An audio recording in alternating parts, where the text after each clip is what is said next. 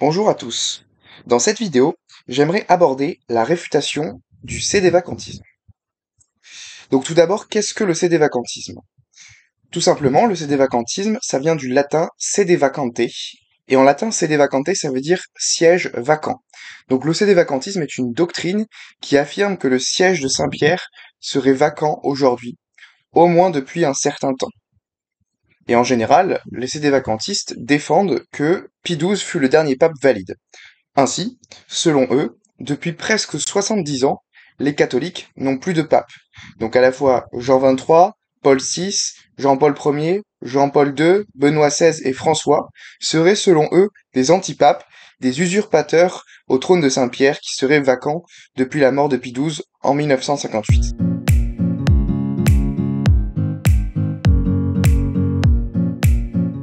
Les sédévacantistes affirment que le siège de Pierre est vacant en raison de l'apostasie de la foi de la part de la hiérarchie officielle depuis la promulgation en 1965 des documents du Concile Vatican II. Le raisonnement sédévacantiste est facile et les faits sur lesquels il se base sont empiriquement constatables. En comparant les enseignements de l'Église avant et après le Concile Vatican II, nous nous rendons compte qu'il y a un changement substantiel de la doctrine.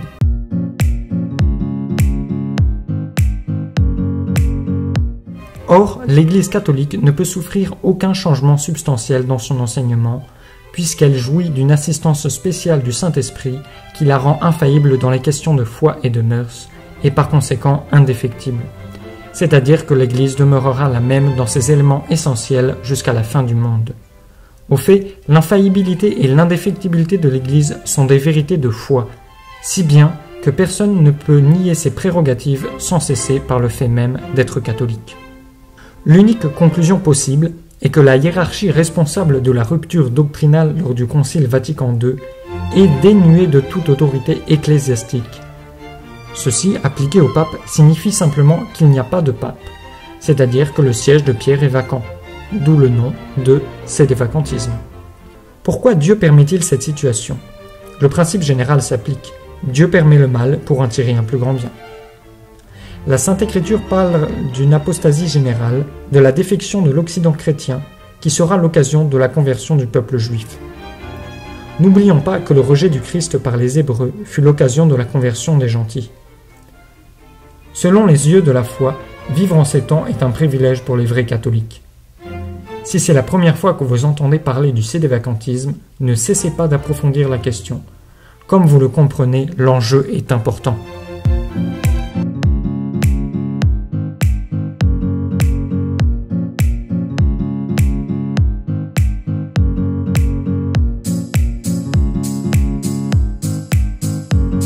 Nous devons d'abord répondre à une question plus fondamentale qui est la suivante. Les changements de Vatican II sont-ils des changements accidentels ou des changements substantiels? Jean XXIII et les autres fers de lance de Vatican II nous assuraient dans les années 1960, et si vous avez mon âge, peut-être vous vous rappelez, je m'en rappelle, moi j'ai 69 ans, non, presque mort, que l'Église, que le Concile Vatican II ne changerait rien de substantiel dans l'Église, mais ne ferait qu'exprimer les doctrines traditionnelles de façon nouvelle, afin de les rendre plus compréhensibles à l'esprit moderne. Je me rappelle, j'étais jeune, je me rappelle tout, j'étais dans les écoles catholiques. Certains changements liturgiques et disciplinaires auraient lieu également, disait-il, mais qui seraient uniquement des changements de forme et non de la substance. Tous les catholiques pensaient que ce serait vrai. Et quand les changements de Vatican II furent imposés, ils étaient toujours avec le même préavis, qu'il n'y avait rien de substantiellement différent. En d'autres termes, qu'il n'y avait pas de rupture essentielle avec le passé.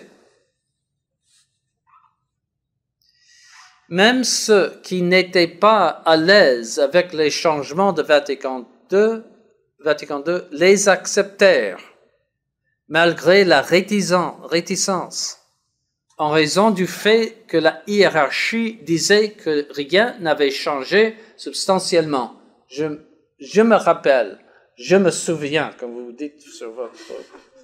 Je me souviens. Mais graduellement, au fur et à mesure du développement de ces changements, beaucoup commencèrent à les considérer comme plus graves que des changements simplement accidentels. Alors débuta le mouvement traditionnel. 3 groupes émergèrent au sein de l'Église catholique. D'abord, ceux qui acceptaient avec joie les changements doctrinaux, disciplinaires et liturgiques de Vatican II. Disons, enfin l'Église catholique a changé. Bravo, que nous sommes plus modernes et on abandonne les traditions. Il y avait tout un groupe de modernistes.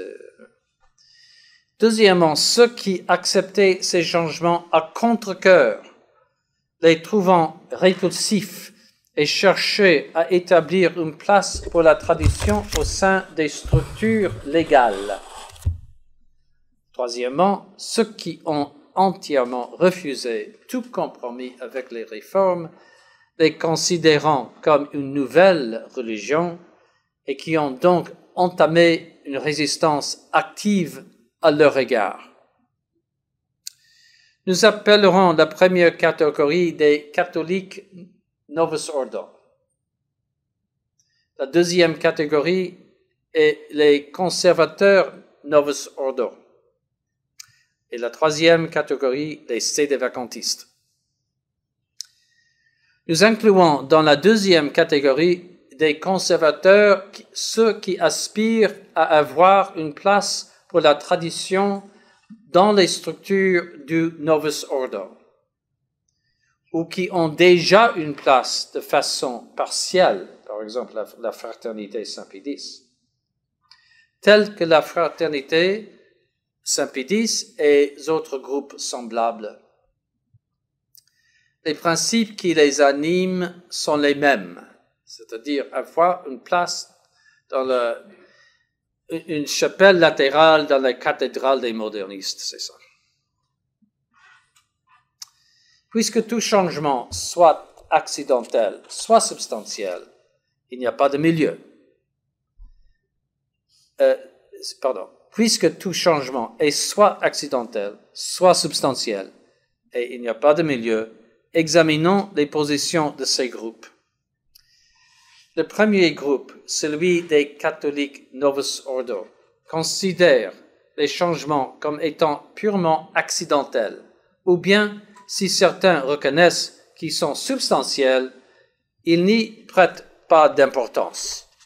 En effet, il y a plusieurs modernistes qui, comme j'ai dit, sont très contents qu'il y a des changements substantiels, que l'Église était moyenâgeuse, il fallait changer l'Église pour être plus moderne. Il y a beaucoup qui pensent comme ça.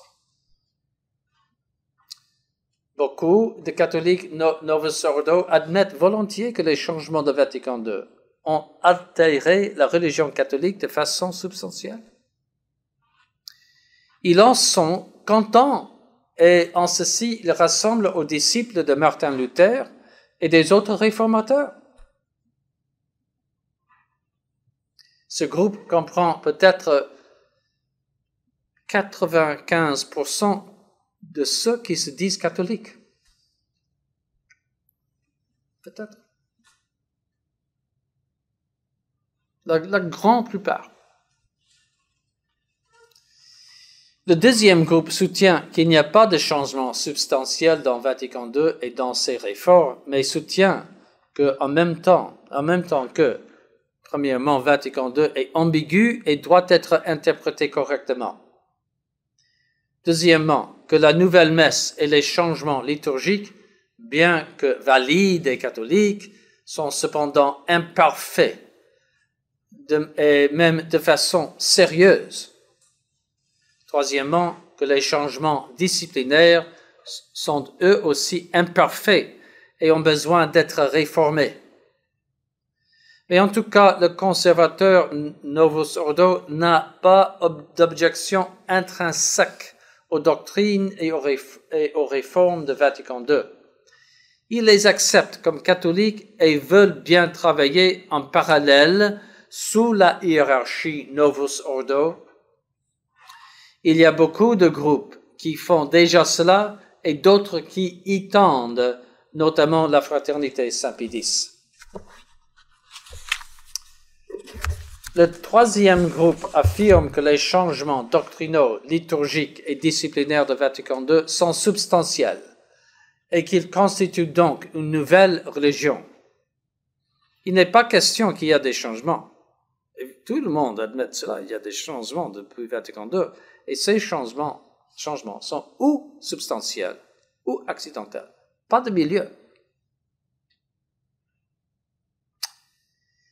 Alors, il s'ensuit par conséquence que ceux qui ont promulgué cette nouvelle religion n'ont pas l'autorité du Christ et ne constituent donc pas une vraie hiérarchie catholique.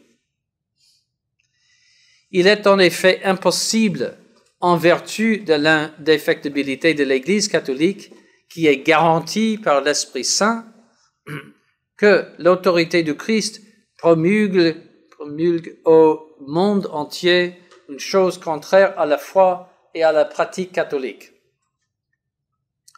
Autrement, vous avez une Église en défection. Si elle change la religion substantiellement. De cette façon, vous comprenez qu'il faut répondre à cette question plus fondamentale avant de pouvoir répondre à la première question, à savoir, est-ce que la façon correcte de combattre les changements de Vatican II, c'est de rester dans les structures du Novus Ordo? Il faut poser cette question. Car je concède que si l'on considère les changements de Vatican II comme purement accidentels, alors, aussi imparfaits qu'ils puissent être, on pourrait les accepter et même on le devrait. Parce que nous n'avons pas le droit de faire objection à des changements accidentels. Il y avait toujours des changements accidentels dans la religion. Toujours. Des petits changements. Et certains étaient plus prudents que les autres, et il y avait des changements. Mais accepter ces changements, par contre, et se battre pour la tradition à l'intérieur du Novus Ordo n'a aucun sens. Sommes-nous en train de combattre uniquement pour des questions esthétiques? Le latin, l'encens, les beaux ornements. Pourquoi y aurait-il un mouvement si fort si ce n'était que pour les ornements? Ça, c'est la fraternité de Saint-Pierre. Les beaux ornements. Ils ont des ornements magnifiques. Le chant, parfait. Toutes leurs cérémonies sont absolument comme le Vatican d'autrefois. C'est étonnant, mais au-dessous, c'est le modernisme. C'est comme l'église anglicane, il y a haute église. Ils sont tous protestants, mais ils ont des cérémonies vraiment magnifiques, plus magnifiques que les cérémonies catholiques. Et ornements. Il n'y a que ça pour eux. Il n'y a que le latin. Il n'y a que des choses extérieures qui sont belles. C'est tout. C'est pas la religion catholique. La plupart des conservateurs du Novus Ordo refusent de dire ou d'assister à la nouvelle messe. La fraternité de Saint-Pierre, par exemple, ceux qui vont là, la nouvelle messe pour eux est anathème. Ils ne mettent pas le pied dans les églises de nouvel ordre, mais c'est contre tous les principes. Ils vont faire des kilomètres afin d'avoir la messe traditionnelle en latin. Je sais, aux États-Unis. Ils croient à une herméneutique de continuité de Vatican II et ils rejettent l'interprétation officielle de Vatican II. Alors, ils ont une sorte de monde doctrinal conservateur à l'égard de Vatican II. Ils le comprennent à leur façon. Certains, en tout cas, disent, mais le pape est infaillible. Comme si, parce qu'il était pape, toutes les paroles qui sortaient de sa bouche étaient nécessairement vraies. C'est pas du tout ça ce que signifie l'infaillibilité pontificale. L'infaillibilité pontificale signifie que le pape, donc qui est successeur de Saint-Pierre, évêque de Rome, parce qu'il est évêque de Rome, et grâce à cette promesse de Jésus-Christ, a la capacité, lorsqu'il veut le faire et lorsqu'il l'affirme de son autorité pontificale, effectivement, de professer pour l'Église entière des vérités qui bénéficient de ce sceau divin de l'infaillibilité. Mais c'est très rare, dans le ministère du pape. Et alors le Concile Vatican précise qu'il faut des conditions très particulières. Il faut que le pape parle en tant que pape, donc en tant que chef de l'Église universelle, en matière de foi et de mœurs, avec la volonté d'obliger. Donc il explicite qu'il définisse quelque chose. Et ces conditions, pour être concret, elles ont été, les 2 dernières fois où elles ont été utilisées de façon évidente, c'est le pape Pie XII en 1950 pour le dogme de l'Assomption, et le pape Pie IX en 1854 pour le dogme de l'Immaculée Conception. De telles positions trahissent par leur acte ce qu'elles n'admettent pas en parole. Pourquoi rejette-t-il le Novus Ordo? Pourquoi rejette-t-il l'interprétation officielle de Vatican II? C'est parce qu'ils savent au fond, eux, d'eux-mêmes, que ces changements sont des changements substantiels de la religion catholique. Mais ils savent également que s'ils admettent que les changements sont substantiels, ils doivent logiquement devenir sédévacantistes. Mais le sédévacantisme est à leurs yeux une chose épouvantable. Et je ne sais pas pourquoi.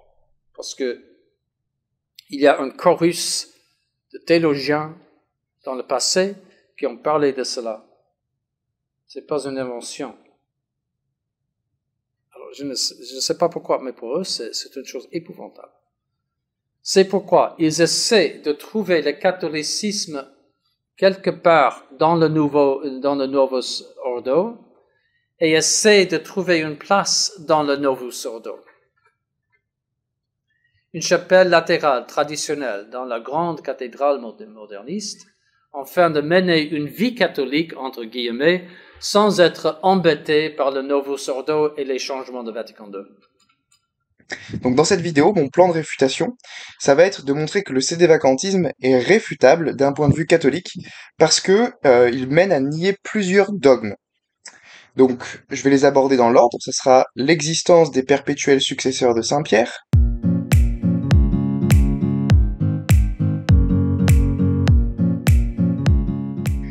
on va commencer par le premier, qui est l'argument fondé sur les perpétuels successeurs de Pierre. Donc si on prend la constitution dogmatique du Concile Vatican I, qui s'appelle Pastora Aeternus, eh bien cette constitution dogmatique enseigne infailliblement que Pierre aura de perpétuels successeurs qui dureront dans l'Église jusqu'à la fin des temps.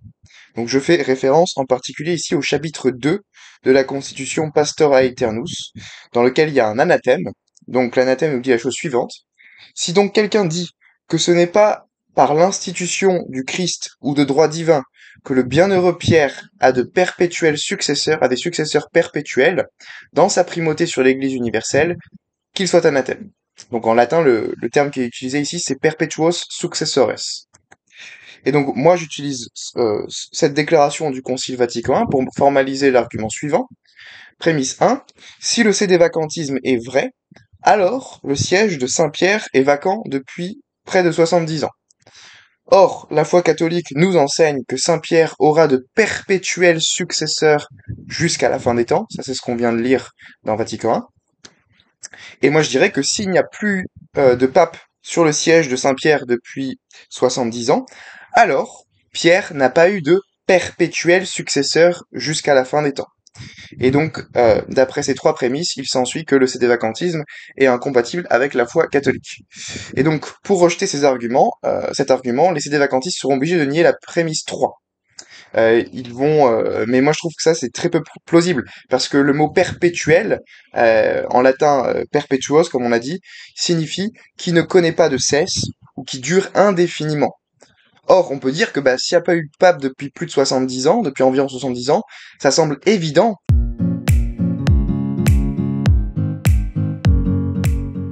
que les successeurs de Pierre n'ont pas été perpétuels. On voit pas comment des successeurs peuvent être perpétuels s'il y a une période de vacances qui dure plus de 70 ans. Ça semble tout à fait absurde.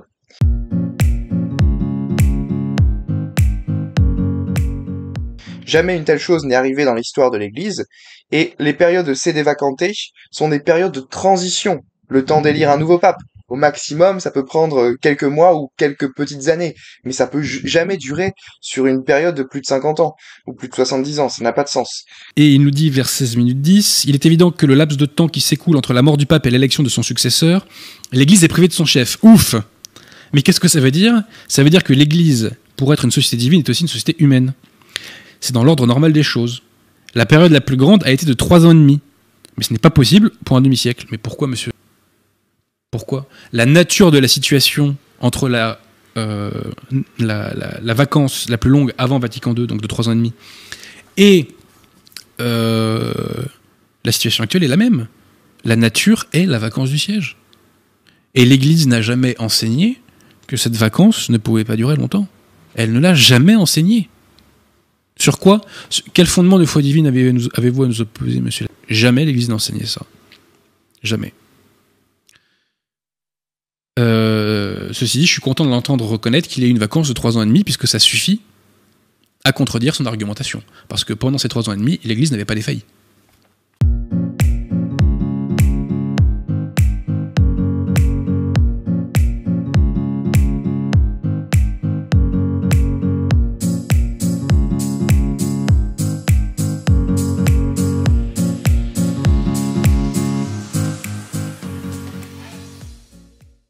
L'indéfectibilité de l'Église, la permanence et de la structure visible et hiérarchique de l'Église.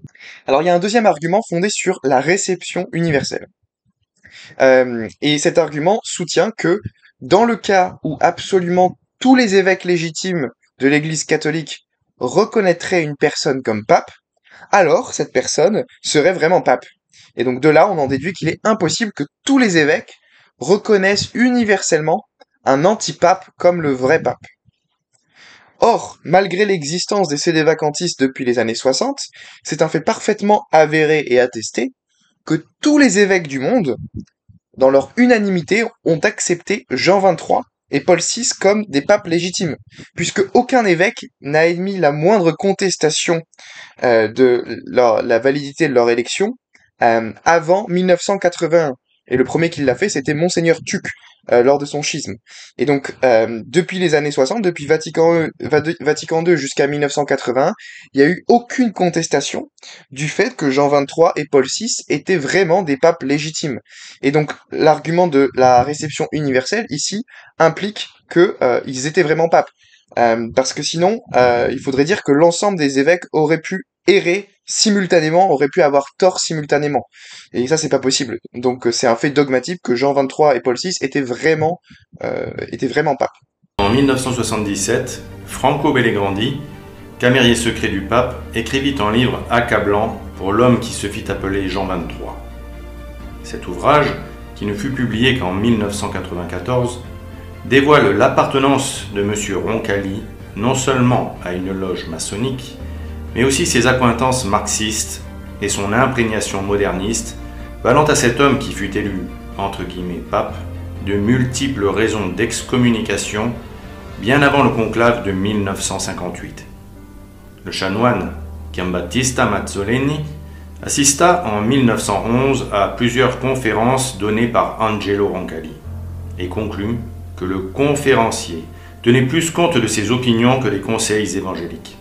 En outre, il fut atterré de l'exposé de Don Roncalli sur le mariage catholique, présenté comme sanctification du plaisir sexuel. Sa doctrine était si douteuse qu'en 1912, sa nomination à la chaire d'histoire de l'Église du séminaire romain se heurta à un veto. L'intervention du Saint-Office contre ce professeur à la doctrine si peu orthodoxe mit fin brusquement aux fonctions d'enseignant qu'Angelo Roncalli exerçait au séminaire de Bergame. Il était apparu que le prêtre, en plus de sa doctrine douteuse, entretenait une relation épistolaire avec un prêtre moderniste excommunié, malgré l'interdiction qu'en avait fait le souverain pontife Saint Pie X. Angelo Roncalli profita de son faux titre de pape pour nommer de faux cardinaux qu'il choisit parmi les pires ennemis de l'Église, notamment Giovanni Battista Montini, que sa sainteté Pie XII avait écarté de la cardinalice pour ses accointances avec le régime communiste du RSS, et qui pourtant succéderait à Roncalli dans son rôle d'exterminateur. Le cardinal Hénan, qui avait participé au conclave de 1958, déclara « Il n'y avait pas de grand mystère au sujet de l'élection du pape Jean. Il fut choisi parce qu'il était un très vieil homme. Sa principale tâche était de faire de Monseigneur Montini un cardinal, pour qu'il puisse être élu au prochain conclave. » Mais il nomma aussi l'ignoble Franz Koenig, qui appartenait au clan libéral et qui se rapprocha des églises protestantes et des communautés juives, comme des partis de gauche. Acteur de premier plan lors du pseudo-concile de Vatican II, il fut chargé du dialogue œcuménique avec les églises orthodoxes, ainsi que des relations officielles et surtout officieuses avec les régimes communistes d'Europe de l'Est. L'antichrist Paul VI appellerait plus tard ce triste personnage à la présidence du tout nouveau Conseil pontifical pour le dialogue avec les non-croyants, englobant bien évidemment la franc-maçonnerie, avec qui Franz Koenig entamerait un dialogue officiel par le biais de Monseigneur Petzeril et du grand maître Simon de la Grande Loge de France.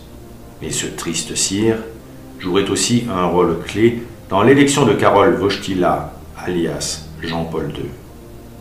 Enfin, il ne faut pas oublier la nomination du non moins ignoble Augustino Bea, qui s'attaquerait aux saints évangiles, sous l'influence du Comité pour l'amitié judéo-chrétienne, afin d'œuvrer à la construction d'un œcuménisme interreligieux fangeux et qui serait la cheville ouvrière de la déclaration Nostra Aetate sur la liberté religieuse.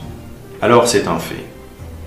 Le 28 octobre 1958, Angelo Roncalli usurpa le trône de Saint-Pierre et prit le nom de Jean XXIII, nom d'un antipape déposé par le concile de Constance en 1415. Si Angelo Roncalli, alias Jean XXIII, fut l'ennemi de l'intérieur qui a sapé les bases de l'Église, son poulain Giovanni Battista Montini, alias Paul VI, est celui qui a substitué aux sacrements les plus importants de l'Église, institués par notre Seigneur Jésus-Christ ressuscité, des rituels sacrilèges. Fausse messe, fausse consécration épiscopale, fausse ordination, baptême amputé des exorcismes.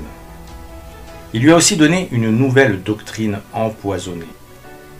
Et sous les feux de la Pentecôte luciférienne du pseudo-concile Vatican II, a œuvré à couvrir de ténèbres les esprits catholiques pour les détourner de leur fin dernière, en les poussant à préférer tout ce qui vient du monde plutôt que le Christ, qui a déclaré « Je suis la voie, la vérité et la vie, personne ne vient au Père que par moi ». Accepter sa fausse messe, adhérer aux thèses de son conciliabule, aux actes qui en ont découlé, consolide la légitimité de façade de la secte qui éclipse l'Église catholique depuis plus de 60 ans. et vient, en premier lieu, de ce que l'immense majorité des baptisés croient encore, que Giovanni Battista Montini, alias Paul VI, fut un authentique vicaire du Christ, ce qui ne peut être, car qui était vraiment cet homme ignoble? Son parcours est digne d'un roman noir. Découvrez-le dans Paul VI, l'Antichrist.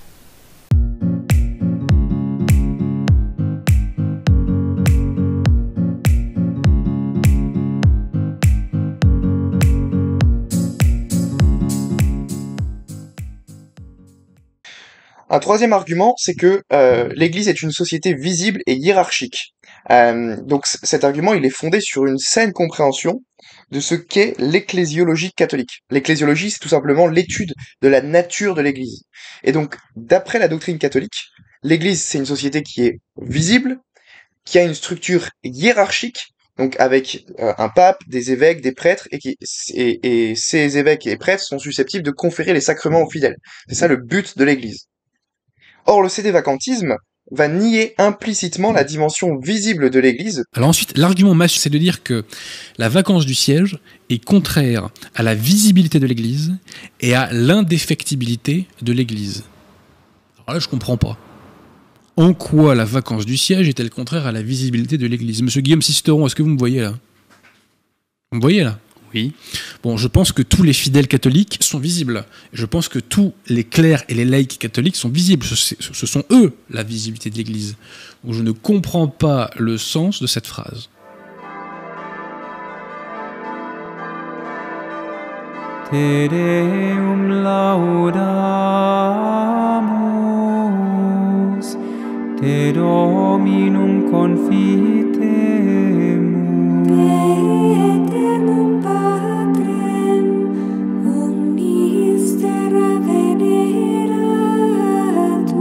Tibi omnes angeli, Tibi celi et universe potestates, Tibi cherubim et seraphim, incessabili voce proclama, Sanctus, Sanctus, Sanctus,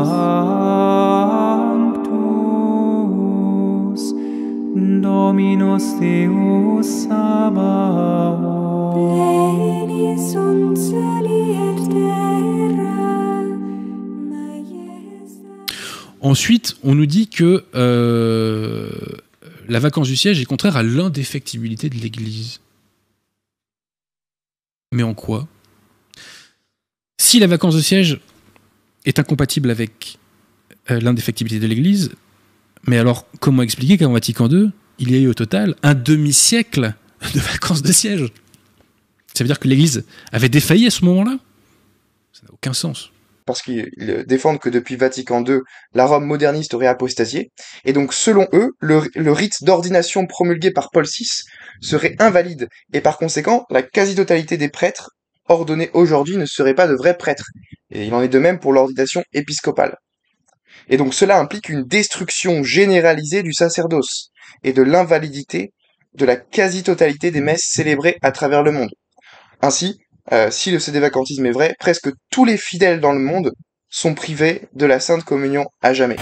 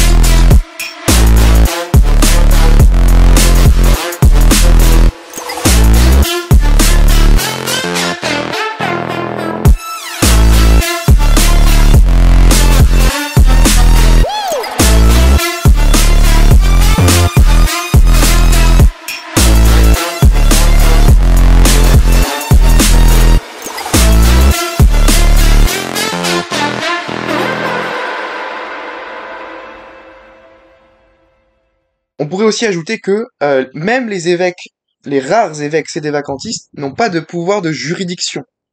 Ils n'ont pas de magistère ni de juridiction, étant donné qu'ils ne l'ont reçu d'aucun pape. Or, d'après le magistère, les évêques qui n'ont ni été nommés ni confirmés par le Saint-Siège, qui ont même été choisis et consacrés contre ces dispositions explicites, ne peuvent jouir d'aucun pouvoir de magistère ni de juridiction, car la juridiction ne parvient aux évêques que par l'intermédiaire du pontife romain. Donc là, Pie XII est très très clair, il nous dit que pour que les évêques aient leur juridiction, qu'il l'ait sur leur diocèse, ils doivent la recevoir du pape. Et donc, si des évêques sont ordonnés sans l'accord tacite d'un pape, ces évêques-là n'ont pas de juridiction, ils n'ont pas, ils n'ont pas de magistère ni de juridiction dans leur diocèse ou quoi que ce soit, donc ils sont dépourvus d'autorité. Et il répète la même chose dans une autre encyclique où il nous dit que le pouvoir de juridiction qui est conféré directement au souverain pontife par le droit divin, les évêques le reçoivent du même droit, mais seulement à travers le successeur de Pierre, vis-à-vis duquel non seulement les fidèles, mais tous les évêques sont tenus à l'obéissance respectueuse et au lien d'unité. Et donc par conséquent, plus aucun évêque sédévacantiste n'a de pouvoir juridictionnel dans l'Église, car tous les évêques ordonnés sous Pie XII sont aujourd'hui décédés. Et puisque les évêques sédévacantistes n'ont pas de juridiction ordinaire, ils ne peuvent pas avoir de diocèse. Et par conséquent, les prêtres qu'ils ordonnent ne peuvent pas avoir de juridiction ordinaire non plus. Et donc les soi-disant prêtres sédévacantistes sont en réalité des clercs errants qui sont dépourvus d'autorité sur les sédévacantistes eux-mêmes. Donc vous avez encore là une destruction généralisée de l'ecclésiologie catholique. Ce que condamne Pie XII dans ses sacres, ce qu'il décrit comme étant de graves attentats contre la discipline et l'unité de l'Église, ce n'est pas, comme le prétend André Siassom, le fait de sacrer sans mandat, c'est le fait de prétendre que le peuple a le droit d'élire des évêques, pour leur donner une juridiction à la tête d'un diocèse, et alors qu'il y a déjà des évêques. Et que ça n'est pas la même chose.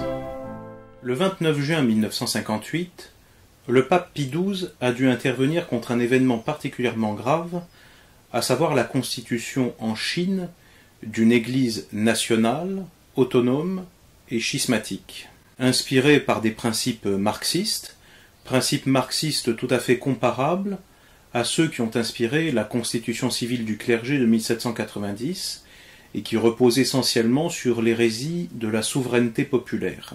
Cette encyclique de Pie XII, Ad Apostolorum Principis, est un très beau document pontifical dont je vous recommande la lecture. Elle a été rééditée en français et en latin avec une introduction historique au début, parce qu'il y a des choses à savoir sur l'intéressé qui prétend dans cette note doctrinale, moyennant des citations dont nous allons voir qu'elles sont tronquées et sorties de leur contexte, que le pape Pie XII aurait condamné comme intrinsèquement schismatiques les sacres sans mandat pontifical.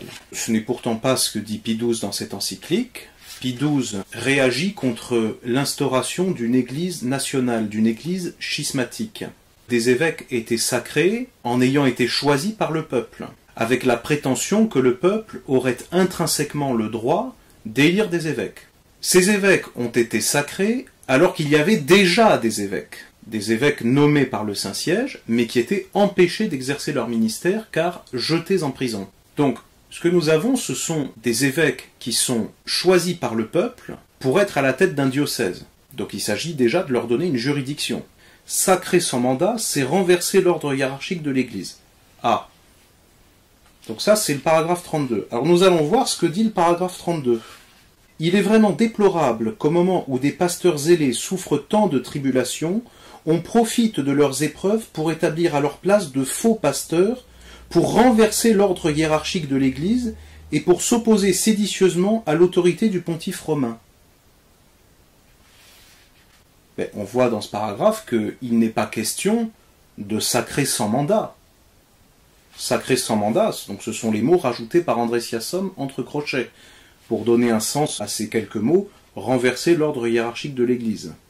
Alors effectivement, Pie XII parle bien de quelque chose qui renverse l'ordre hiérarchique de l'Église, mais de quoi parle-t-il? Au moment où des pasteurs zélés souffrent tant de tribulations. Parce que, comme il l'explique auparavant, il y a des évêques qui sont jetés en prison soi-disant parce que ce seraient des ennemis du peuple. Ils seraient contre la patrie. Voilà, la patrie serait en danger à cause de ces évêques, parce que ce seraient des vilains comploteurs inféodés à une puissance étrangère, inféodés au Saint-Siège. Voilà. Donc, ces évêques sont accusés d'être des comploteurs, pas des complotistes, des comploteurs. Voilà, à l'époque, c'était ça. Et donc, ils sont jetés en prison, mis dans des camps de rééducation, livrés à des tribunaux populaires, etc. Donc, ils sont empêchés d'exercer leur ministère. Et ensuite, le gouvernement chinois, par le biais de cette prétendue association patriotique, qui rappelle la constitution civile du clergé, dit aux catholiques « Ah, et bien maintenant que vous n'avez plus d'évêques, il faut sacrer d'autres évêques. » Il suffisait de leur dire « Si vous voulez vraiment pourvoir à nos besoins spirituels, libérez les évêques que vous avez mis en prison, libérez les évêques que vous avez mis dans des camps de rééducation. » C'est pour ça que Pie XII nous dit « Il est vraiment déplorable qu'au moment où des pasteurs zélés souffrent tant de tribulations, on profite de leurs épreuves pour établir à leur place de faux pasteurs, pour renverser l'ordre hiérarchique de l'Église et pour s'opposer séditieusement à l'autorité du pontife romain. » Donc vous voyez qu'il n'est pas question de faire des sacres sans mandat, il est question, alors qu'il y a déjà des évêques, d'en mettre d'autres à leur place. André Siassom ensuite nous dit ceci: dans cette optique, des jugements fermes et d'une grande sévérité condamnent sans appel les sacres épiscopaux perpétrés sans mandat apostolique et ce qui en découle. Alors là, il fait des citations. Graves attentats contre la discipline et l'unité de l'Église. Paragraphe 25. Donc André Siassom nous dit que selon Pie XII, les sacres sans mandat apostolique sont de graves attentats contre la discipline et l'unité de l'Église. Alors nous allons voir le paragraphe 25 et vérifier ce qu'il en est. Devant de si graves attentats contre la discipline et l'unité de l'Église, la conscience de notre charge nous fait un devoir de rappeler à tous que ces actes s'écartent totalement de la doctrine et des principes sur lesquels se fonde la constitution de la société divinement instituée par Jésus-Christ notre Seigneur. Point. Voilà, donc ça c'est le paragraphe 25, et André Siassom nous dit que dans ce paragraphe, Pie XII condamne les sacres sans mandat comme étant de graves attentats contre la discipline et l'unité de l'Église. Donc je relis ce paragraphe. Devant de si graves attentats, bon déjà lesquels, de si graves attentats contre la discipline et l'unité de l'Église, la conscience de notre charge nous fait un devoir de rappeler à tous que ces actes, lesquels, s'écartent totalement de la doctrine et des principes sur lesquels se fonde la constitution de la société divinement instituée par Jésus-Christ notre Seigneur. Alors, de quels attentats et de quels actes Pie XII nous parle-t-il? Eh bien, pour le comprendre, il faut remonter 2 paragraphes auparavant, en haut de la page. Avant ce paragraphe 23, Pie XII nous parle des évêques qui ont malheureusement cédé au lavage de cerveau et aux conditions inhumaines dans lesquelles ils étaient incarcérés et livrés à la vindicte populaire. Paragraphe 23, Pie XII nous dit « Comme signe de cette défection d'avec l'Église, nous devons mentionner maintenant un fait très grave qui cause une amertume indicible et très grande à notre cœur de père et de pasteur universel des fidèles. Depuis quelque temps déjà, ces gens qui se disent les plus dévoués à la patrie, donc les communistes de l'association soi-disant patriotique, ces gens-là s'efforcent activement de proclamer le droit mensonger dont jouiraient les catholiques d'élire les évêques de leur propre initiative. Ah! Alors là, on ne parle pas de sacre sans mandat, on parle du droit qu'aurait intrinsèquement le peuple à choisir ses évêques. Donc ça, c'est le faux principe de la souveraineté populaire, qui est un principe hérétique, parce que saint Paul nous dit que tout pouvoir vient de Dieu. Le pouvoir ne vient pas du peuple, il vient de Dieu. C'est vrai dans la société et c'est vrai dans l'Église, à plus forte raison. Alors depuis quelque temps déjà, nous dit Pie XII, ces gens qui se disent les plus dévoués à la patrie s'efforcent activement de proclamer le droit mensonger dont jouiraient les catholiques, d'élire les évêques de leur propre initiative, affirmant que cette élection serait indispensable en vue de pourvoir sans retard au bien des âmes. Oui, donc c'est ce que je vous disais, c'est-à-dire que les communistes mettent les évêques en prison, comme quoi ce seraient d'affreux comploteurs, des ennemis de la patrie, et ensuite ils disent aux catholiques « Ah mais... vous avez besoin d'évêques pour pourvoir à vos besoins spirituels. » C'est toujours le même problème. Si vraiment les communistes avaient voulu pourvoir aux besoins spirituels des catholiques, ils auraient libéré les évêques qu'ils avaient eux-mêmes mis en prison. Toujours ce même sophisme.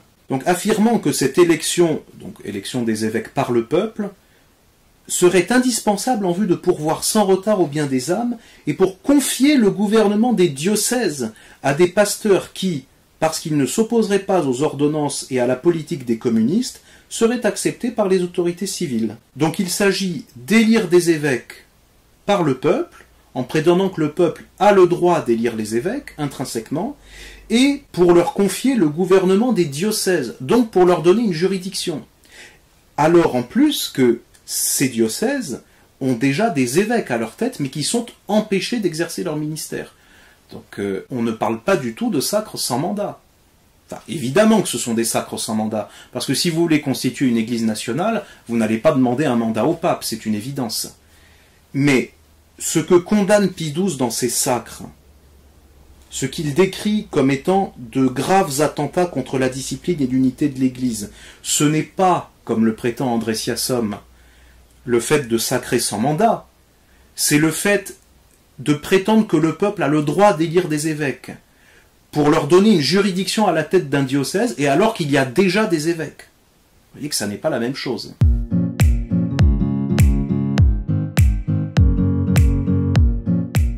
Ce sera sur la question si c'est licite de sacrer les évêques en ces temps-ci.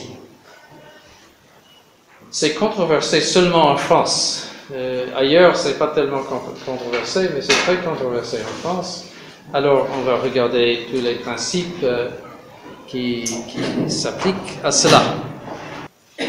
Il y a la thèse de ceux qui nient, c'est-à-dire ceux qui disent que ce n'est pas licite de sacrer les évêques dans cette situation dans l'Église. D'abord, je dois parler un peu de la situation dans l'Église. Depuis Vatican II, il y avait eu des changements énormes dans l'Église catholique, et si objectivement on fait la comparaison entre l'Église après Vatican II et l'Église avant Vatican II, il semble à quelqu'un même qui s'approche de la question pour la première fois qu'il y a un très grave problème et qu'il n'y a pas d'identité entre les doctrines, la doctrine morale, les disciplines, la liturgie de l'après-Vatican II avec le avant-Vatican II. C'est comme une nouvelle religion qui a envahi les institutions catholiques. Alors, ça c'est le problème. Et il y a plusieurs manières d'adresser le problème. Certains ont dit oh, les changements sont seulement accidentels, que c'est seulement un changement de forme, il n'y a rien de substantiel qui a été changé par Vatican II et les réformes qui ont été produites par Vatican II. Alors, ceux-là sont les conservateurs Nouvel Ordre, qui disent que nous préférons la messe en latine, la messe traditionnelle, mais nous ne faisons pas objection à la doctrine et aux autres disciplines, la nouvelle liturgie en soi, c'est-à-dire on la reconnaît comme catholique, mais nous préférons l'ancienne et nous vivons dans un monde de l'ancienne liturgie. Ça c'est l'Institut du Christ roi, par exemple, la Fraternité Saint-Pierre et d'autres, beaucoup d'autres, qui ont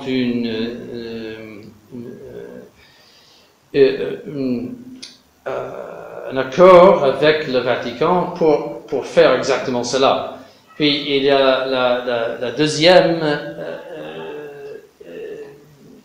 manière de s'approcher de la question, c'est celle de la Fraternité Saint-Pédis, où ils disent qu'on reconnaît l'autorité des modernistes à Rome et ailleurs. C'est la vraie hiérarchie catholique, mais quand ils parlent comme des modernistes, alors en ce cas-là, nous rejetons ce qu'ils disent. Mais quand tu parles comme catholique, alors en ce cas-là, nous acceptons ce qu'ils disent. Et ce qu'ils font, c'est trier les décisions du Vatican, du pape, c'est-à-dire la personne qui regarde comme le pape. Ils trient pour trouver ce qui est catholique.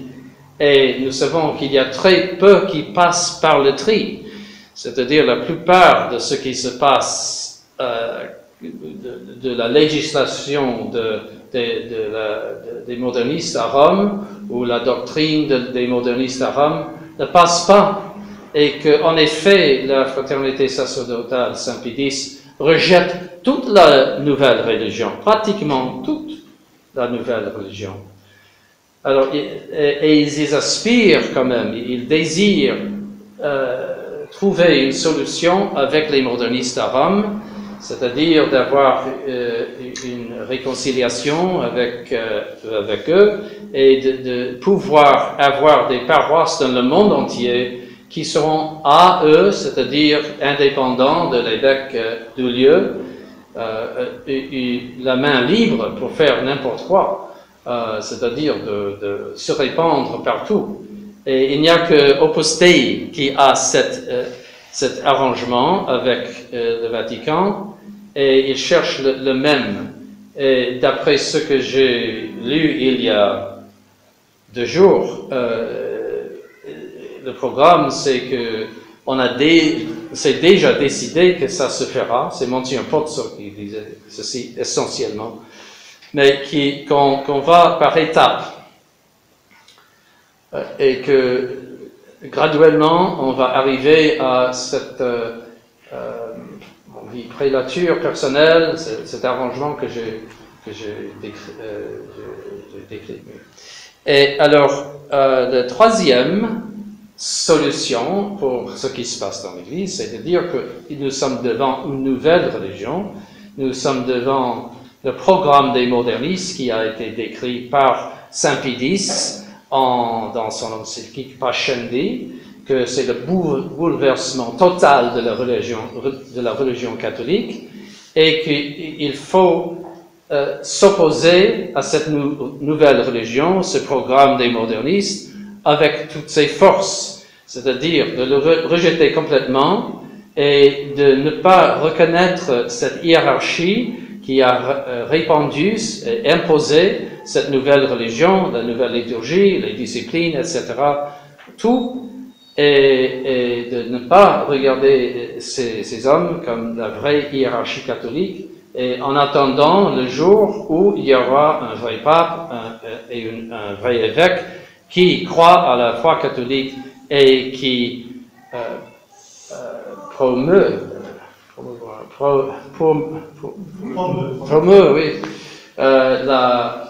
la vraie religion catholique, comme avant, c'est-à-dire l'état normal de l'Église. Alors c'est une petite présentation de ce qui se passe dans l'Église et la réaction de ceux qui voient qu'il y a quelque chose qui ne va pas, qu'il y a une contradiction entre ce qu'il y avait et ce qu'il y a maintenant. Alors, ceux qui disent que, d'abord, la fraternité Saint-Pédis, ils ont sacré des évêques sans avoir mandat apostolique.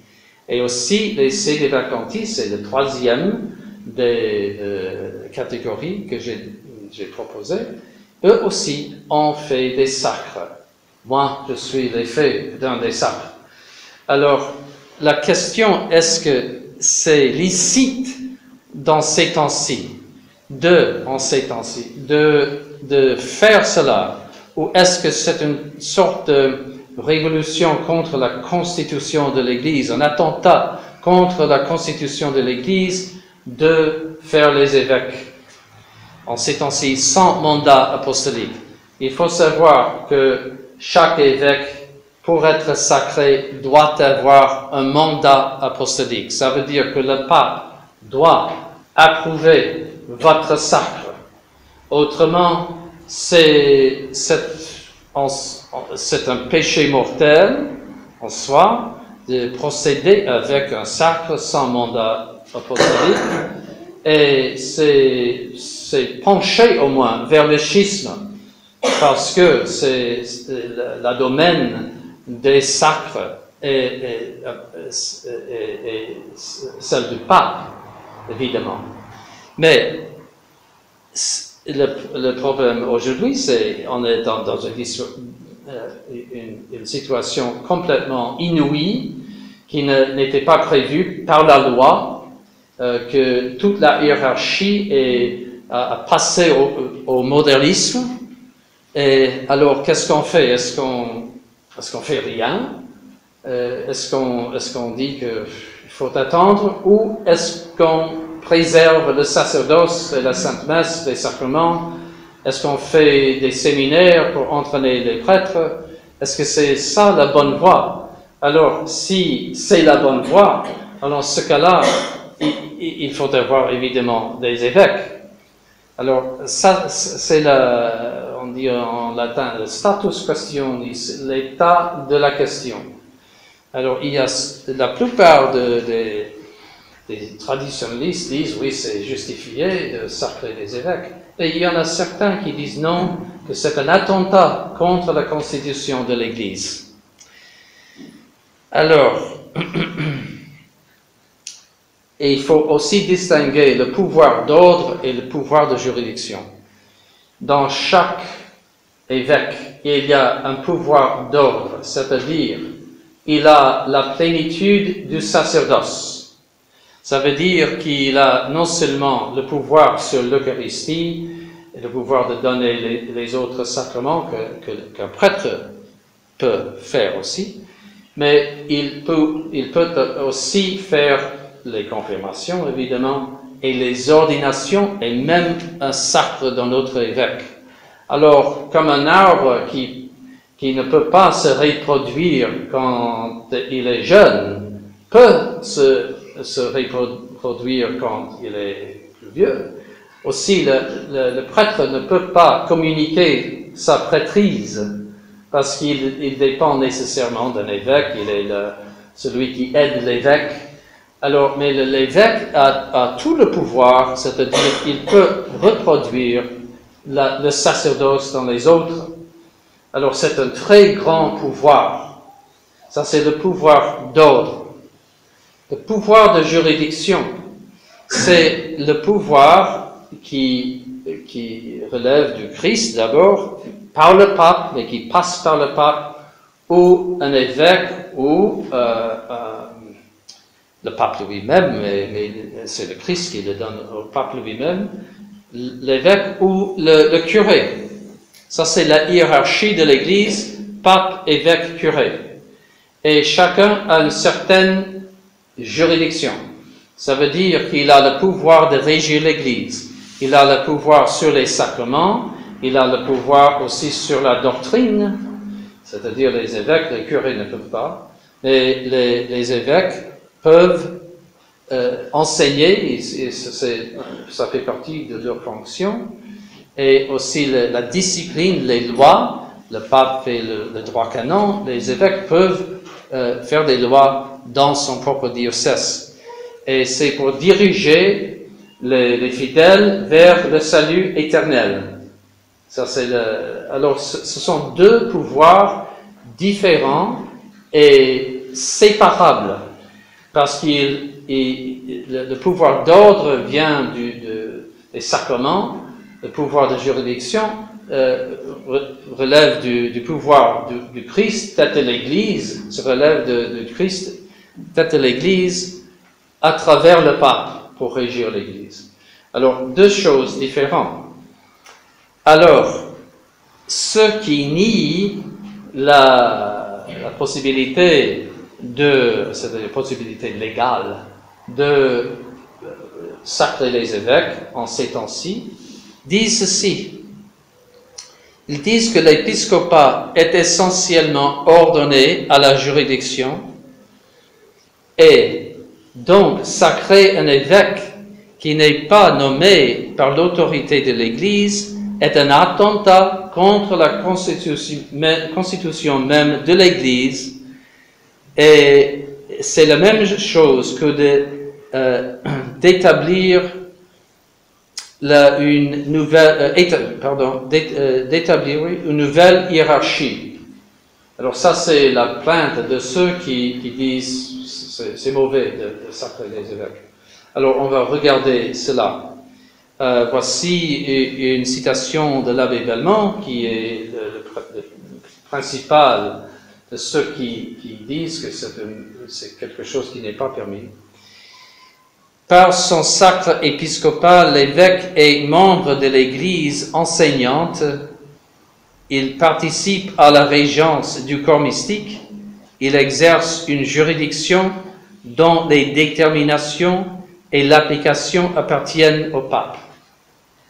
Ça, c'est son principe principal, central. Mais ce principe est faux. D'abord, c'est exactement l'enseignement de Vatican II. Avant Vatican II, il y avait, comme dans le monde entier, des évêques avec juridiction, des évêques sans juridiction. C'est-à-dire les évêques qui ont été faits en plus pour faire des confirmations. Parce que le diocèse était tellement grand que l'évêque du lieu, c'est-à-dire l'ordinaire, ne pouvait pas faire toutes les confirmations. Dans la ville de New York, dans l'archidiocèse de New York, avant le concile, il y avait 16 évêques auxiliaires, c'est-à-dire 16 évêques sans juridiction, et puis il y avait le cardinal. Alors, ça existait dans le monde entier, des évêques auxiliaires qui étaient là pour aider l'évêque avec les sacrements, surtout de confirmation. Alors, à Vatican II, on a voulu définir l'idée contraire, c'est-à-dire que par le sacre lui-même, un évêque fait partie de l'Église enseignante, de la régence de l'Église. Il gouverne l'Église, c'est la collégialité justement. Seulement parce qu'il a reçu le sacre, dans le passé, il fallait recevoir la juridiction et le sacre, c'est-à-dire deux choses différentes. Et on était nommé déjà à l'épiscopat avant d'être sacré, normalement. Un prêtre serait nommé et il aurait déjà la juridiction avant son sacre. Ça, c'est le droit canon. Une fois qu'il est nommé, il a la juridiction sur tout le diocèse, même avant son sacre. Il doit consentir à être sacré, parce qu'il est impossible qu'il puisse jouir de la juridiction sans avoir la plénitude du sacerdoce. Ce sont deux choses qui vont ensemble. Mais ce qui est primaire dans cette considération, c'est les ordres. Les ordres sont supérieurs à la juridiction parce que la juridiction est là justement pour que les sacrements soient distribués d'une manière ordonnée. Alors, la juridiction existe pour les ordres, c'est pas les ordres qui existent pour la juridiction. Et quelqu'un ne peut pas avoir la juridiction dans l'Église que s'il a, c'est-à-dire la juridiction d'un évêque, que s'il a le sacre épiscopal. Pie XII a dit, par exemple, si un laïc a été élu pape, il ne pourrait pas accepter l'autorité que dans le cas où il accepte d'être ordonné prêtre et sacré évêque. Il a dit que c'est possible qu'un laïc soit élu pape, mais il doit consentir d'être ordonné et sacré, parce que ça, c'est une condition nécessaire même pour recevoir la juridiction. Alors, ce que je veux dire, que dans la doctrine traditionnelle de l'Église, juridiction et consécration épiscopale sont deux choses qui sont séparées, différentes, mais qui vont ensemble naturellement. Ce principe, comme j'ai dit, est exactement l'enseignement de Vatican II, en contraste avec la tradition. C'est la base de la collégialité. Tous les évêques font partie du grand congrès ou du grand assemblée nationale, si vous voulez, permanente, qui régit l'Église. Ils disent en union avec le pape, évidemment, mais ils disent que c'est le sujet de la juridiction universelle, cette assemblée, ce collège des évêques. Alors ça veut dire qu'il y a deux têtes, parce que dans le paragraphe avant, ils ont dit le pape, il est la tête de l'Église, etc., etc.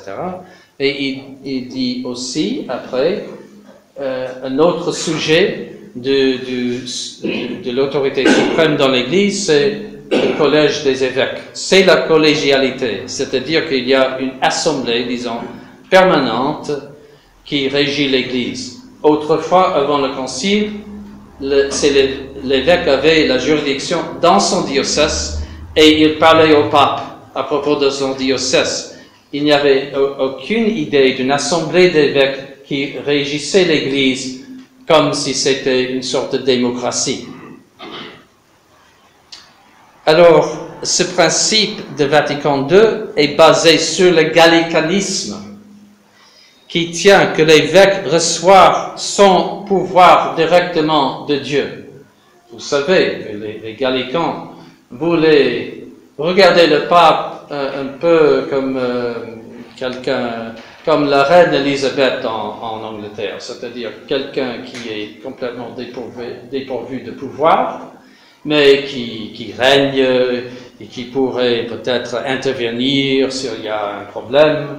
Ça, c'était la mentalité des gallicans. Et alors, pour établir cela, il fallait que leur pouvoir venait directement du Christ, tête de l'Église, sans passer par le pape. Et la France était souvent sur le point de schisme là-dessus. Louis XIV a été excommunié par le pape, Innocent XI, je pense, mais en privé, parce qu'il ne voulait pas risquer le schisme. Mais il a dit que en effet, c'est le schisme. Et les articles gallicans de 1682, je pense, 82, sont schismatiques en soi. Que le roi, effectivement, est la tête de l'Église en France. C'est comme les anglicans.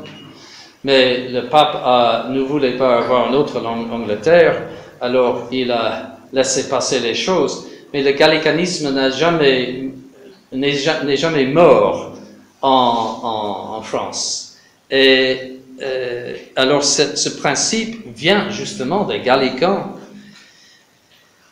Et cette question a été considérée par la Concile de Trente, qui a dit le contraire du gallicanisme. Les Espagnols voulaient avoir une définition que l'évêque a sa juridiction directement de son sacre, et le Concile de Trente a dit non, que les évêques sont institués par l'autorité du souverain pontife. Et peut-être vous vous rappelez l'histoire de Napoléon. Il avait kidnappé Pie VII en France et il lui a fait pression terrible de lui permettre, c'est-à-dire de permettre à Napoléon, de instituer les évêques, c'est-à-dire non seulement de les nommer, c'était déjà concédé, c'était concédé par Alexandre VI à Charles VIII en 1400 quelques 90, comme ça. C'était déjà concédé que le monarque français nomme les évêques, mais c'est le pape qui les institue, c'est-à-dire leur donne le pouvoir. Napoléon insistait à tout prix que les évêques soient institués par lui. Et sous cette pression, Pie VII, malheureusement, a dit « Oui, je suis d'accord ». Le lendemain, il a renié ce qu'il a dit. Les cardinaux étaient absolument épouvantés. Et le pauvre pape a été sous grande pression. Mais c'était au moment juste avant la guerre en Russie. Alors, la guerre en Russie a changé beaucoup de choses, comme vous savez. Alors, et aussi, il y avait des évêques joséphistes en 1786 qui insistaient à la même chose. C'était un petit schisme, un petit conciliabule, c'est-à-dire un faux concile. L'évêque de Cologne qui était le frère de Joseph II d'Autriche et d'autres évêques en Allemagne dans l'Empire qui se sont mis ensemble pour dire la même chose, que leur pouvoir vient de Dieu directement par le sacre épiscopal et qu'on n'est pas soumis au pape pour l'institution.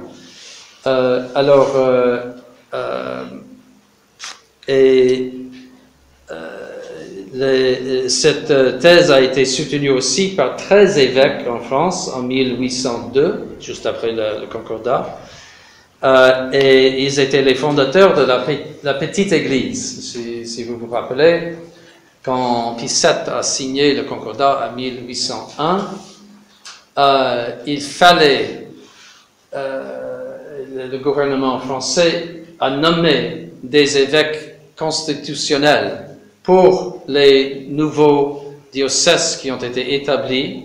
Alors, Napoléon voulait qu'il y ait des évêques constitutionnels. Et ça voulait dire qu'il fallait repousser les évêques fidèles qui ont quitté la France en général, en attendant que quelque chose de meilleur se passe. Alors, il fallait dire à ces évêques fidèles au pape qui n'étaient pas constitutionnels, il faut quitter vos postes et je vais nommer des constitutionnels à votre place. Alors, ça a causé une grande... Ils se sont fâchés beaucoup, ces évêques qui étaient fidèles, et ils ont fondé une petite église, c'est-à-dire ce qu'on appelle la petite église, ceux qui rejettent le Concordat, c'était une église schismatique. Enfin, le fondateur même, il est mort avec les sacrements de l'église, et il a été plus tard réconcilié avec l'église. Mais c'est un exemple encore de ce principe qui est contre l'enseignement de l'église. Et aussi ce principe que l'autorité vient avec le sacre était soutenu par les évêques libéraux et gallicans à Vatican I.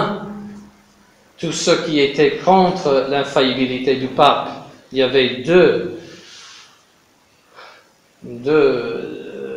divisions, c'est-à-dire les libéraux et puis les anti-libéraux, si vous voulez, mais une grande partie de la hiérarchie française a été très mal influencée par les idées gallicanes et aussi libéraux. Saint Anthony-Marie Claret, qui était là, il a dit qu'il était scandalisé par l'esprit d'hérésie qu'il a vu en plusieurs évêques à Vatican I en 1870. Alors, cette thèse que la juridiction passe avec le sacre épiscopal n'a aucun fondement dans l'enseignement catholique. L'Église n'a jamais accepté cette thèse. Pie VI a dit en 1788 « La dignité épiscopale dépend immédiatement de Dieu quant au pouvoir d'ordre et du siège apostolique quant au pouvoir de juridiction. » Alors, deux choses différentes. Et Pie XII a dit dans son encyclique Ad Apostolorum Principis, la juridiction ne parvient aux évêques que par l'intermédiaire du souverain pontife. Et il y a beaucoup d'autres choses que Pie XII a dit. Dans Mystici Corporis, il a dit, c'est 1900, 43. Les évêques, en ce qui concerne leur propre diocèse, chacun un vrai pasteur, fait paître et gouverne au nom de Christ le troupeau qui lui est assigné. Pourtant, dans leur gouvernement, ils ne sont pas pleinement indépendants, mais ils sont soumis à l'autorité légitime du pontife romain, et s'ils jouissent du pouvoir ordinaire de juridiction, ce pouvoir leur est immédiatement communiqué par le souverain pontife. Il dit dans un autre encyclique, à propos des Chinois, parce qu'en Chine, on faisait des Chine communiste, il faisait des sacres sans mandat, il a dit, le pouvoir de juridiction qui est conféré directement au souverain pontife par le droit divin, les évêques le reçoivent du même droit, mais seulement à travers le successeur de Saint-Pierre. Et dans le même encyclique, il dit, c'est par sa volonté divine, certes, que les fidèles se répartissent en deux classes, le clergé et les laïcs, par sa volonté qu'est établi un double pouvoir sacré, d'ordre et de juridiction. En outre, et cela est également institution divine, on accède au pouvoir d'ordre qui constitue la hiérarchie composée d'évêques, de prêtres et de ministres, par la réception du sacrement de l'ordre, c'est-à-dire le sacre. Quant au pouvoir de juridiction, le droit divin lui-même le confère directement au souverain pontife, et il vient du même droit aux évêques, et seulement par le successeur de Pierre. Alors, il n'est pas question que la juridiction ne vient pas, et c'est-à-dire, il est clair que la juridiction ne vient pas avec le sacre, que la juridiction doit être donnée par le souverain pontife. Alors, le principe clé de ce qui nie la laïcité de sacrer les évêques en ces temps-ci tombe complètement, parce que c'est basé sur cette idée gallican et de Vatican II que la régence de l'Église, la juridiction, vient avec l'ordre, c'est-à-dire le sacrement d'ordre.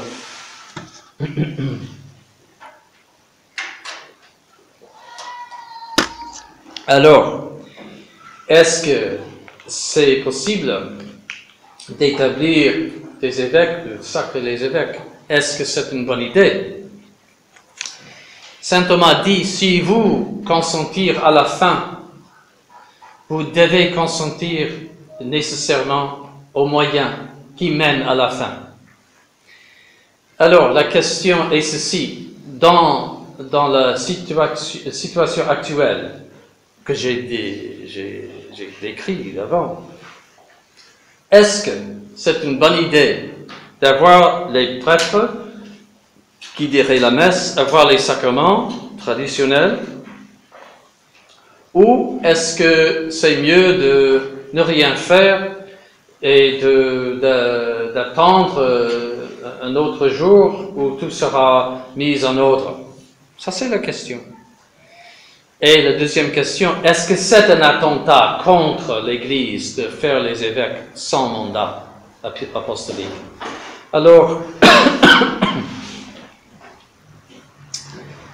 à la première question, c'est certainement justifié de dire que dans la crise actuelle, je pense que presque tous les traditionalistes diraient oui, c'est une bonne idée de continuer avec la foi, les sacrements, la Sainte Messe, que c'est le bon sens.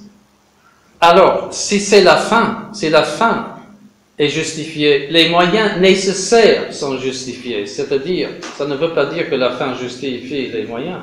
Et si c'est un moyen nécessaire qui est attaché nécessairement à la fin, alors le moyen est légitime. Et ce moyen-là, ça c'est le sacre des évêques. Alors, et je pense que la plupart des gens seraient d'accord que c'est une bonne idée de préserver la messe, parce que le monde entier, les traditionalistes de toutes sortes, comprennent cela. Et aussi, il y a le problème que le nouveau rite du sacre épiscopal est invalide. Et j'explique.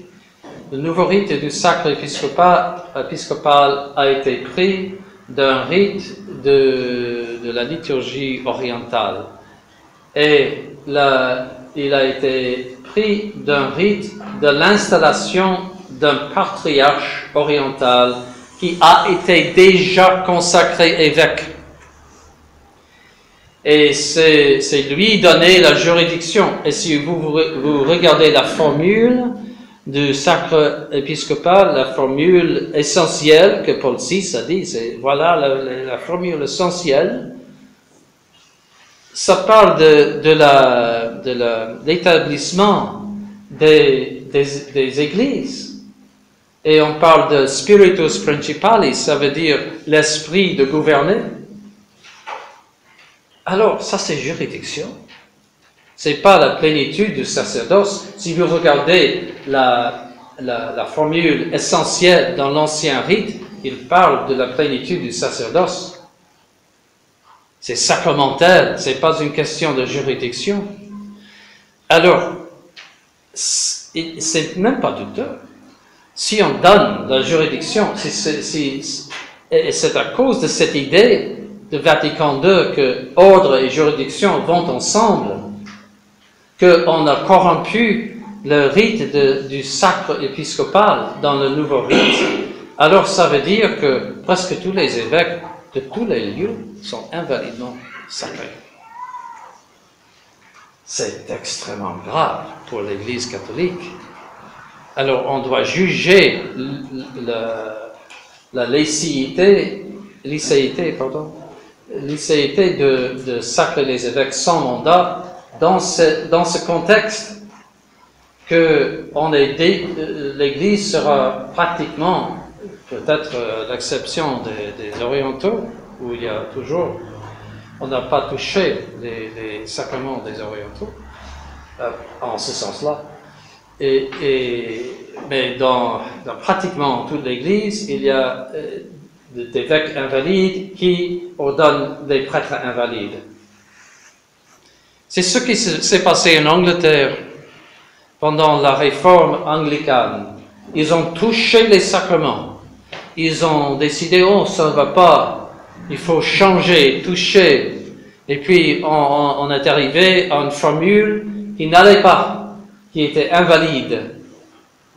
Une fois que la doctrine est abandonnée, alors c'est vite fait que les sacrements tombent aussi dans l'invalidité ou au moins la doute.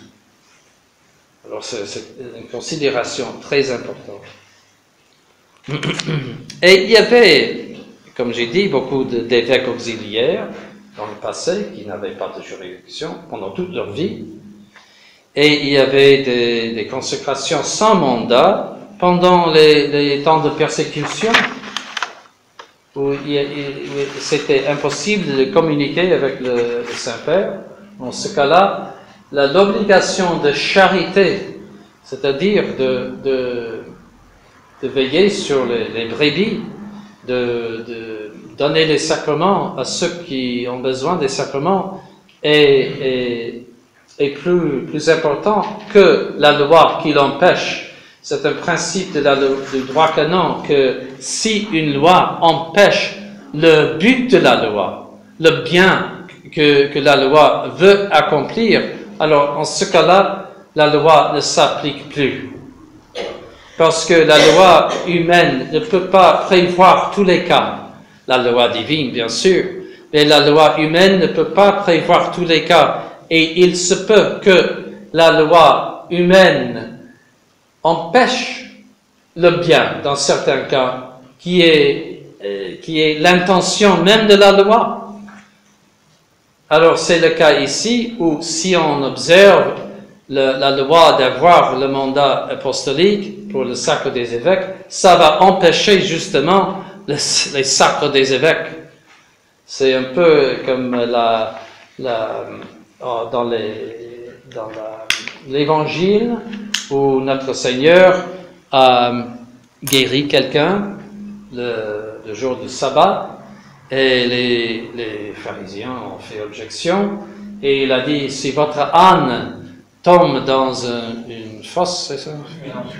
Oui, dans un puits, alors ce cas-là vous allez l'enlever.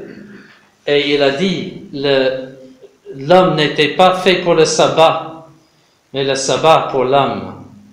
Et c'est ça, c'est-à-dire que la loi ne peut prévaloir sur les besoins nécessaires des hommes pour le salut éternel. C'est le pharisaïsme de dire cela. Il faut que la loi de la charité, qui provient justement d'être sacré ou d'être ordonné prêtre, doit prévaloir. Par exemple, il y a même les canonistes qui en parlent, que dans les situations où les gens sont dépourvus d'un prêtre pour une raison ou l'autre, de guerre, toutes sortes que les prêtres, en vue de leur ordination sacerdotale, sont obligés de donner les sacrements à ceux qui sont dépourvus. Même s'il manque la juridiction dans leur endroit, c'est-à-dire si c'est un autre diocèse, que cette obligation dépasse la loi, une obligation de charité envers ceux qui ont besoin des sacrements. Alors, il y a plusieurs citations de ce principe que l'obligation de donner les sacrements qui se relève de l'ordination est plus fort que même les lois qui gouvernent la distribution des sacrements. Les lois sont là pour, comme j'ai dit, les sacrements soient donnés d'une manière ordonnée. Imaginez-vous que si chaque prêtre faisait son propre ministère et qu'il y avait le chaos et le désordre dans l'Église pour la distribution des sacrements. La juridiction est là justement pour assurer que tout soit fait en bon ordre. Mais c'est pas là pour empêcher le bien. Aussi, il faut avoir la juridiction pour prêcher, pour monter dans la chair de vérité, c'est ça? Comment? La chair de vérité. Et prêcher, il faut avoir la juridiction de l'évêque parce que c'est lui seul qui a le pouvoir de prêcher dans le diocèse. C'est lui seul. Il vous donne une délégation pour prêcher de sa part, justement pour régler la doctrine catholique dans le diocèse. Et il peut enlever cette délégation si vous dites quelque chose qui est contre la foi, par exemple. Vous n'avez pas le droit de prêcher dans le diocèse. Ou vous n'avez pas le droit même de dire la messe. Parce qu'il faut avoir un gouvernement des sacrements, c'est-à-dire comment les sacrements seront distribués, et aussi de la prédication de la foi. Alors, mais comme j'ai dit, la juridiction existe pour les sacrements, ce n'est pas les sacrements qui existent pour la juridiction. Et la juridiction et le pouvoir sacramental sont deux choses différentes, et l'un vient de Dieu directement, c'est-à-dire le sacrement de l'ordre, l'autre vient du pape immédiatement. Alors, pour ces raisons-là, je dis que c'est absolument, non seulement licite, mais aussi absolument nécessaire de sacrer les évêques. Il y a des objections. Une objection, c'est il y a trop d'évêques. Alors, tout le monde, plusieurs personnes sont sacrées. Il y a trop de chefs d'Indiens, pour ainsi dire. Mais ça, c'est inévitable dans une situation où il n'y a pas d'autorité dans l'Église. Les catholiques écoutent seulement le pape. Si le pape n'est pas là, alors les catholiques vont se disperser. Ils n'écoutent aucune autre autorité. Alors, c'est inévitable qu'il y aurait des personnes sacrées qui ne sont pas dignes. Ça, c'est quasiment normal, c'est-à-dire on doit s'attendre à cela. Parce qu'il n'y a pas d'autorité, c'est une preuve qu'il n'y a pas d'autorité. Et le désordre qui existe parmi les traditionalistes, qui attriste tous les traditionalistes, est un signe de leur catholicisme. Parce que les catholiques n'écoutent que le pape. Si le pape n'est pas là, ils vont se disperser. Leur dispersion, justement, est un signe de leur catholicisme. Alors, il ne faut pas devenir attristé par cela. C'est une condition avec laquelle nous devons vivre. Il faut regarder la foi, les sacrements, tout le bien qui est fait par les prêtres traditionalistes. Il y a beaucoup de bien.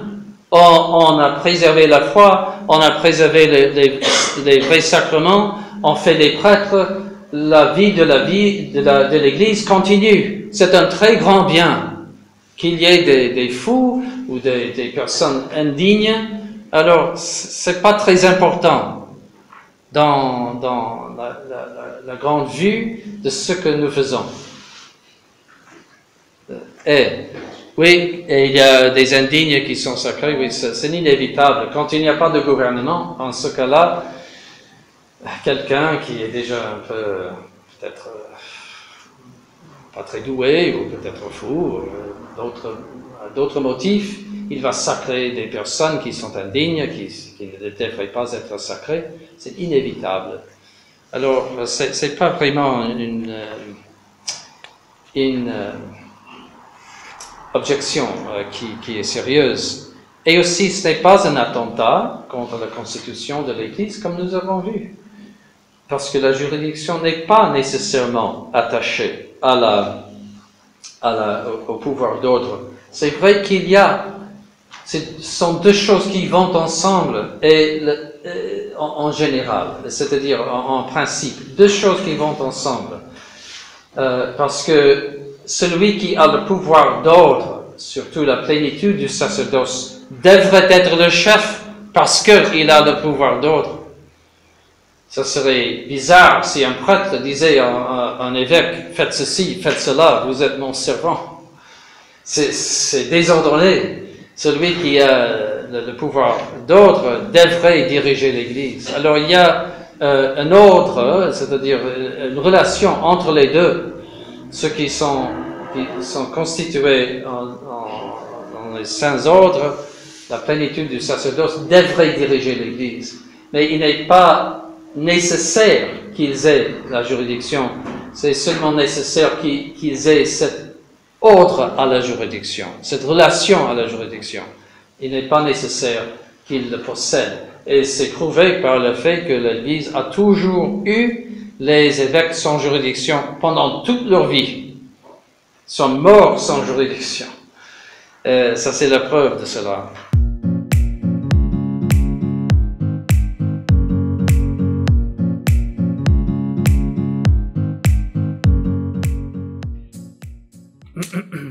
Si, alors, ces structures de l'Église sont établies pour la foi catholique, alors ce n'est pas du tout faire schisme avec l'Église catholique que de fuir les hérétiques aux commandes de ces structures.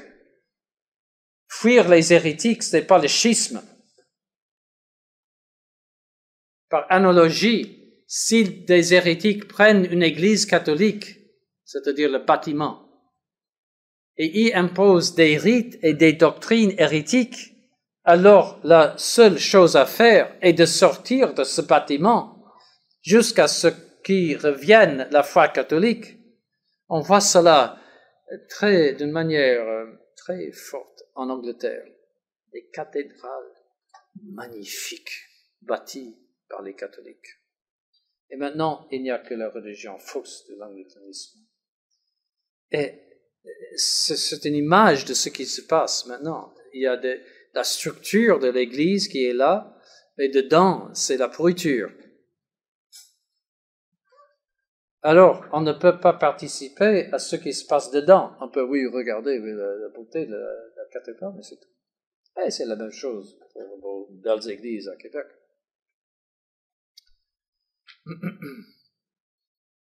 Il n'y a pas du tout esprit de schisme dans ce cas, mais uniquement la volonté de se protéger des hérétiques.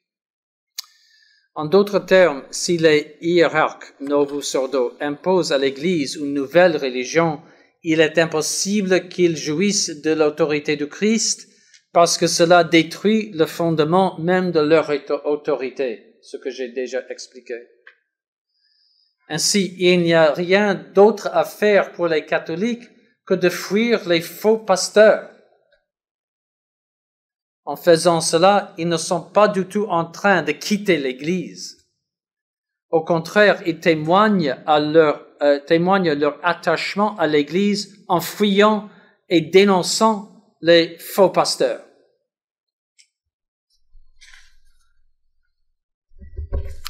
Une personne quitte l'Église par l'hérésie ou le schisme. Alors le catholique sédévacantiste est ni schismatique ni hérétique. Par conséquent, il ne quitte pas l'Église. C'est pour répondre à ceux qui diraient « Ah, vous quittez l'Église ». Les conservateurs Novus Ordo nous reprochent de cela. Il n'est pas schismatique puisqu'il est toujours soumis au vrai souverain pontife. Nous reconnaissons tous la papauté, le pouvoir du souverain pontife, c'est-à-dire un vrai. Il n'est pas question de couper avec la papauté.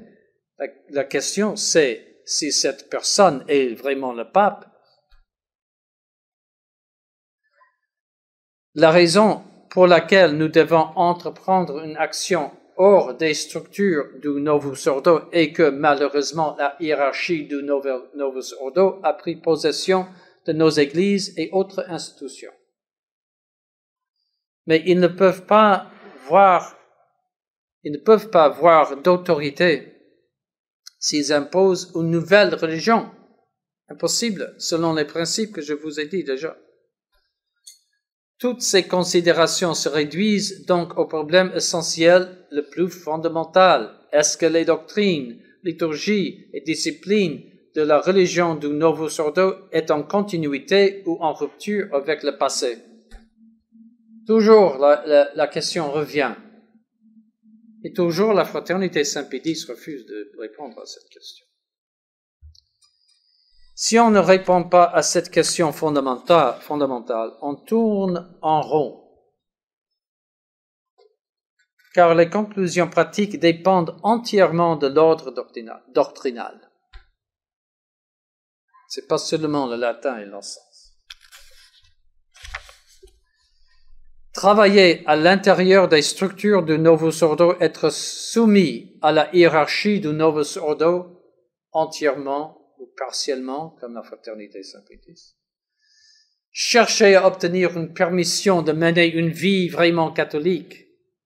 Tout cela signifie que les changements du Novus Ordo resteront dans l'histoire comme un développement légitime de la religion catholique. Que ça va passer.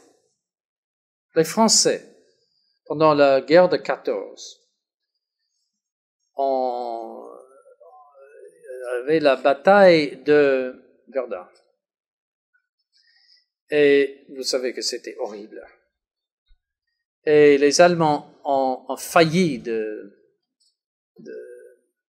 d'avoir la victoire, mais ils n'ont pas eu. Mais les Français ont dit, les soldats, ils ne passeront pas. Parce que les Allemands voulaient vraiment pénétrer la France, là. Ils ne passeront pas. Et c'est la même attitude, ce changement absolument épouvantable qui détruit l'Église ne peut pas passer comme le catholicisme. Mais avoir cette attitude de vouloir faire partie du Novus Ordo dans une chapelle latérale traditionnelle, ça veut dire que vous allez laisser passer ce poison moderniste, comme le catholicisme. Vous donnez la possibilité aux modernistes de s'appeler catholiques.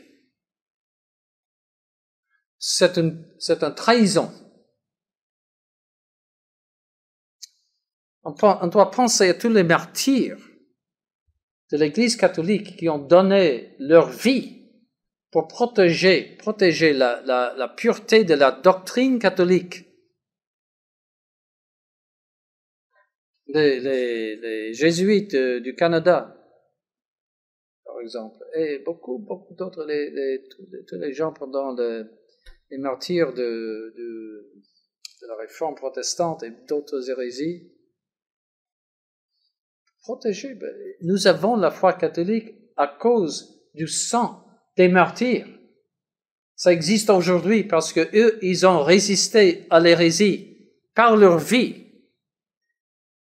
Et nous ne pouvons pas être la génération qui va tout trahir. Te Deum laudamus, Te Dominum confitemus, Te eternum Patrem, omnis terra veneratur, Tibi omnes angeli, Tibi celi et universe potestates, Tibi cherubim et seraphim, incessabili voce proclama, Sanctus, Sanctus, Sanctus, Dominus Deus Sabaoth, Pleni sunt celi et terra,